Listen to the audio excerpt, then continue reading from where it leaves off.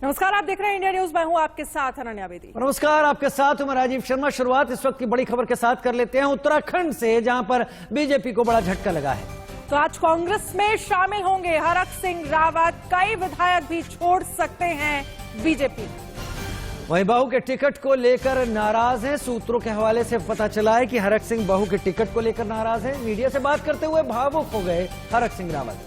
BJP ने मेरे बारे में गलत अफवाह फैलाई है। हरक सिंह रावत की तरफ से कहा गया, चुनाव में कांग्रेस के लिए काम करूंगा। ये हरक सिंह की तरफ से कहा गया। हरक सिंह को बीजेपी ने 6 साल के लिए निष्कासित किया। मंत्रिमंडल से बर्खास्त कर दिया है। हरक सिंह रावत को 6 साल के लिए पार्टी से निष्कासित कर दिया है। हालांकि ये पहली बार नहीं है जब हरक सिंह रावत ने किसी पार्टी को छोड़ा हो। इससे पहले हरक सिंह रावत कांग्रेस भी छोड़ चुके हैं नेतृत्व के साथ अपनी दूरियों और अपनी तलखियों के चलते। लेकिन इस बार एन चुनाव के मौके पर उनका जाना किसके लिए बड़ा झटका होगा, ये चुनाव बाद साफ होगा।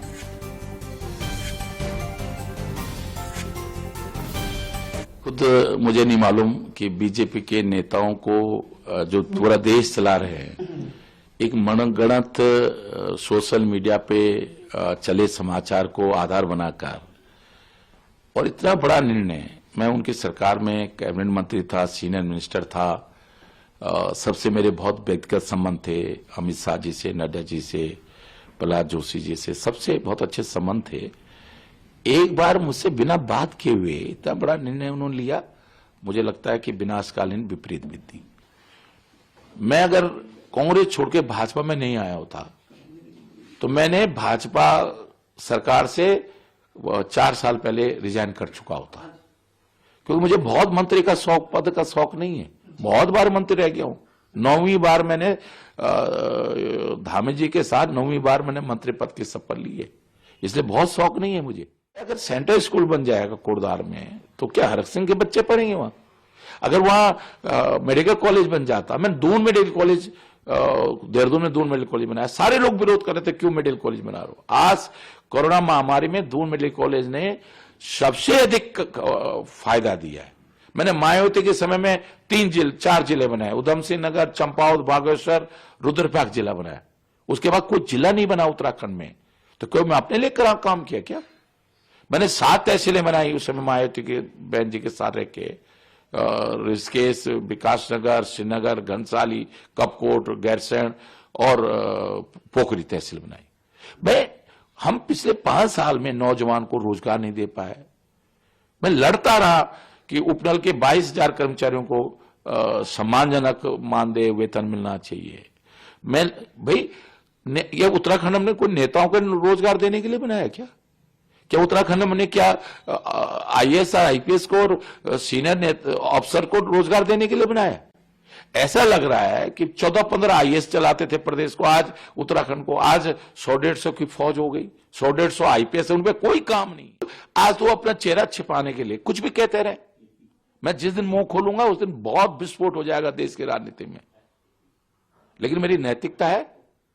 जिस तरह मैंने अमित शाह जी से वायदा किया था मैं छोड़ के नहीं जाऊंगा पार्टी को, मैंने उस वायदे को, मुझे बहुत कल इतना भार मेरा हल्का हुआ, क्योंकि मैंने एक दिन अगर किसी कोई बात कह दी, वो उस चीज को भूल सकता है, मैं नहीं भूलता हूं। ये मैं व्यक्तिगत किसी मजदूर को भी मैंने कह दिया कि मैं तेरा एक काम करूंगा, मैं सारी राजनीति उसके लिए दांव पे लगा देता हूं, लेकिन उसका वो काम करा के छोड़ता हूं। मैं किसी को झूठा आश्वासन देता नहीं। आश्वासन दे दिया, अपनी सारी जिंदगी भर कमाई को भी जिंदगी भर के राजनीति को भी दांव पे लगा देता हूं उस चीज के लिए। अगर मैंने, देर हो सकती है लेकिन अंधेर नहीं होती है। लेकिन कैसे ये लोग इतना, आज सोशल मीडिया के फर्जी समाचारों पर कोई किसी का अंकुश है क्या? कोई भी कुछ चला देता है। और वहीं हरक सिंह रावत को बीजेपी और मंत्रिमंडल से बाहर करने के बाद सीएम पुष्कर सिंह धामी की प्रतिक्रिया भी आपको सुनवा देते हैं। विश्वास और सबका प्रयास जो एक मंत्र है, उस मंत्र को लेकर हम आगे बढ़ रहे थे। उसमें कई बार जब वो बातें करते थे तो हम लोग असहज भी होते थे, लेकिन फिर भी चूंकि हमारी पार्टी, हमारा परिवार बड़ा परिवार है, हमने कोशिश करी हमेशा उनको लेकर चलें। लेकिन यहाँ पर चूंकि स्थितियां ऐसी हो गई कि वो अपने समेत अपने परिवार के लिए और अन्य लोगों के लिए पार्टी पर दबाव कर रहे थे, तो इसलिए पार्टी ने निर्णय लिया। निश्चित रूप से हमने तय किया है कि एक परिवार से एक व्यक्ति को ही टिकट दिया जाएगा और किसी के परिवार में हम 2 टिकट 3 टिकट नहीं देंगे, क्योंकि हमारी पार्टी हमेशा इसके खिलाफ है।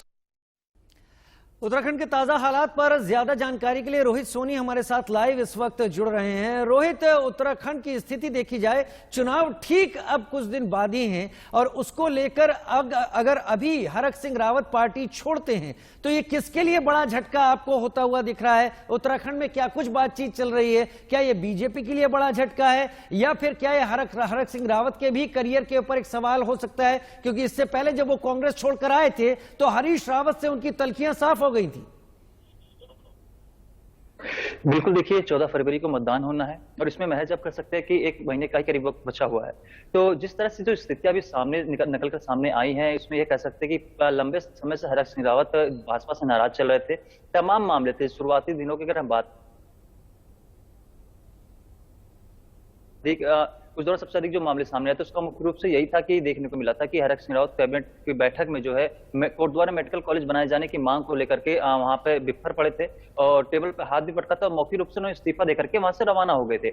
इसके बाद से जो राजनीतिक सरगर्मियां थी काफी बढ़ गई थी, चर्चाओं का बाजार जो काफी गर्म हो गया था उसके दौरान। लेकिन यह हरक सिंह रावत को स्पष्ट कर दिया था कि फिलहाल वह बीजेपी में रहेंगे, कांग्रेस में शामिल नहीं हो रहे हैं। लेकिन उससे कुछ दिनों बाद इस तरह जब टिकट बंटवारे की बात चली कि उम्मीदवार कौन होगा, दावेदारी कौन कौन कर रहे हैं, उसमें हरक सिंह रावत ने अपनी दावेदारी पेश करने के साथ ही अपने बहू के लिए टिकट मांगा। इसके अतिरिक्त कुल उन्होंने 5 टिकट की दावेदारी की थी। हम 5 जगहों से यानी अपने रिश्तेदार नातेदारों के लिए 5 टिकट उन्होंने मांगे थे। लेकिन भाजपा संगठन ने इस बात पर पहले भी जोर दिया था कि एक परिवार एक टिकट ही दिया जाएगा। लेकिन हरक सिंह रावत कहीं ना कहीं इस बात से लेकर के भी नाराज चल रहे थे। इस मामले को लेकर के लगातार उन्होंने कई मर्तबा जो है आला कमान से भी बात किया, लेकिन कोई निष्कर्ष नहीं निकल पाया। इसी लिहाज में प्रहलाद जोशी ने उनको मिलने के लिए भी बुलाया था।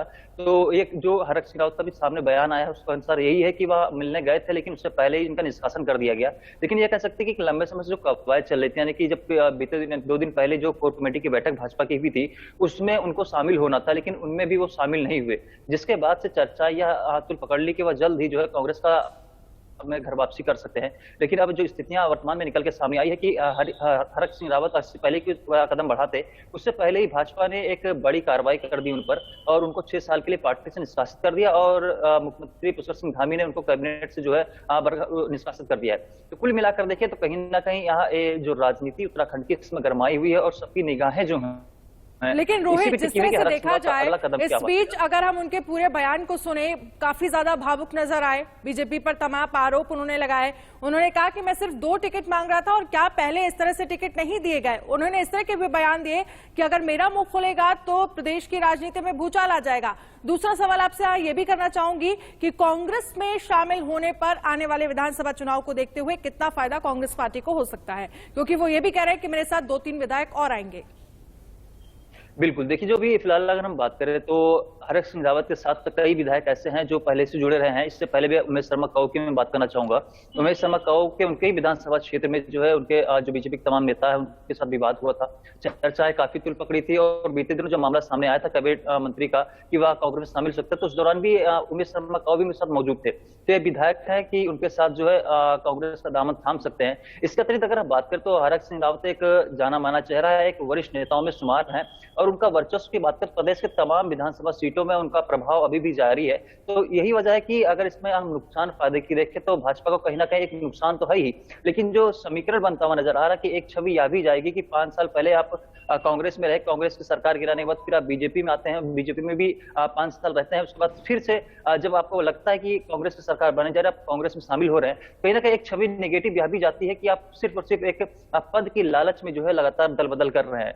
वर्तमान स्थितियां यहाँ की राजनीति में देखने को मिल रहा है कि फिलहाल कांग्रेस भी दावा कर रही है कि हम पूर्ण बहुमत सरकार बनाएंगे, बीजेपी भी दावा कर रही है कि पूर्ण बहुमत सरकार बनाएंगे, लेकिन अभी स्थितियां स्पष्ट नहीं हो पा रही। लेकिन हरक सिंह रावत का बड़ा फैसला कहीं ना कहीं भाजपा को तो नुकसान पहुंचाएगा, लेकिन कांग्रेस के अगर भीतर खाने की बात करें तो कांग्रेस में भी कहीं ना कहीं उनका और हरीश रावत का टक्कर शुरू से ही देखा जाया है, क्योंकि हरीश रावत की सरकार गिराने में जो है हरक सिंह रावत का एक बड़ा अहम रोल रहा है। रोहित, जहां तक जानकारी निकलकर अब तक सामने आई है, जो टिकट बंटवारे की बात हुई है बीजेपी में लेकर, उसमें हरक सिंह रावत के नाम को लेकर यह भी सामने आया था कि उन्हें केदारनाथ से टिकट दिया जाना करीब करीब तय हो चुका था।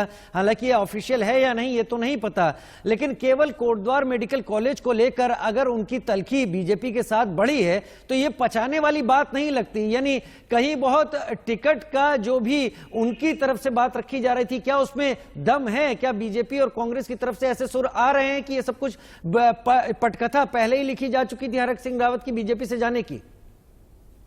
बिल्कुल, ये कह रहे हैं कि पिछले 2-3 महीने से इसकी पटकथा लिखी जा रही थी, क्योंकि लगातार जिस तरह से हरक सिंह रावत के बयानबाजी चल रहे थे, उनकी हरीश रावत से नजदीकियां बढ़ती जा रही थी। तो कहीं ना कहीं इन सब चीजों को अगर हम पूरा समीकरण मिला करके देखें तो यह जो है पिछले 2-3 महीने पहले से ही यह पटकथा लिखी जानी शुरू हो गई थी। वर्तमान स्थिति की अगर हम बात करें, जो सही मायने में जानकारी निकल के सामने आई है कि जो मुख्यमंत्री पुष्कर सिंह धामी ने भी इस बात पे जोर दिया कि हरक सिंह रावत न सिर्फ अपनी टिकट मांग रहे थे, बल्कि अपनी बहू समेत 5 लोगों के लिए टिकट की दावेदारी कर रहे थे। 5 लोगों के लिए टिकट मांग रहे थे तमाम जगहों से, उनकी बहू के लिए वो लंचडाउन से टिकट मांग रहे थे। तो इसको लेकर के लगातार जब भाजपा ने यह कहा कि एक परिवार में एक ही व्यक्ति को टिकट दिया जाएगा तो आप चुनाव लड़ने अपनी बहू को लड़ा लें, इसमें हरक सिंह रावत बिफर गए। और इस बात उनका यह कहना था कि इससे पहले भी कई लोगों को टिकट दिया गया है। उन्होंने राजनाथ सिंह का भी जिक्र किया, इसके अलावा तमाम अन्य मंत्रियों का भी जिक्र किया कि उनके बेटे को भी टिकट दिया गया। तो ऐसे में उनका यही मांग था कि अगर उनके बहू को भी टिकट दिया तो इसमें कोई गुरेज नहीं होना चाहिए। लेकिन भाजपा ने जब यह तय कर दिया पहले ही कि एक परिवार से एक ही लोगों को टिकट दिया, जिससे हरक सिंह रावत भाजपा संगठन नाराज हो गए और वह भाजपा संगठन के आलाकमान से बातचीत करने की कवायद में जुट गए। लेकिन वहां से कोई निष्कर्ष नहीं निकला, जिसके चलते वो नाराजगी काफी बड़ी। और तो कहीं ना कहीं जिस तरह से देखा जाए तमाम आरोप इस बीच हरक सिंह रावत ने बीजेपी पर लगाए। बात करेंगे कुछ और खबरों की।